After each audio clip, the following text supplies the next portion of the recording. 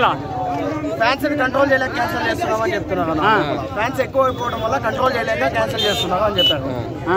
అంటే పాసులు లేకుండా కూడా చాలా మంది వచ్చారని చెప్పి వాళ్ళు చెప్తున్నారు. మరి ఎక్కువ పాసులు ఎందుకు అసలు ఫ్యాన్స్ కానీ అసలు కంట్రోల్ చేయలేకపోతున్నారు. వాళ్ళకి ఆర్గనైజ్ చేసే లేదనిపిస్తుంది.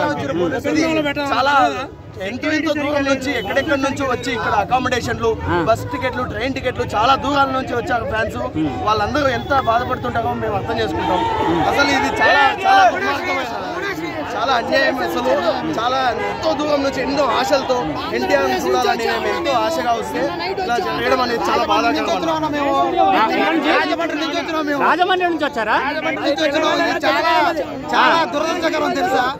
ఎంతో ఆశతో లోపడపోతే 5 గంటల నుంచి కూర్చున్నాం. ఇవాళ దాకా టైం పట్టింది.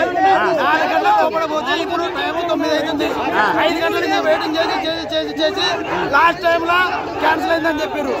మేము చాలా బాధపడుతున్నాం. అంటే మీరు అడిగారా మరి ఎందుకు క్యాన్సిల్ అయింది అడిగారా? అక్కడ ఏది క్లారిటీ లేదన్నా. మెయింటెనెన్స్ సక్రంగా లేదు. చేసే మీడియా వాళ్ళందరూ పోలీసులు సక్రంగా లేరు. జనాలు అక్కడ మమ్మల్ని చాలా ఇబ్బందికి గురి చేశారన్న. మేము చాలా అట్టయ్యాము, చాలా ఫీల్ అయ్యాం. ఎన్టీఆర్ మీద ఉన్న ప్రేమతో వచ్చినాం మేము. ఆఖరికి వచ్చేసరికి మమ్మల్ని ఒంటరి చేశారు. శ్రేయస్ మీడియా అనేది ఒక బోగస్ మీడియా. దానివల్ల మేము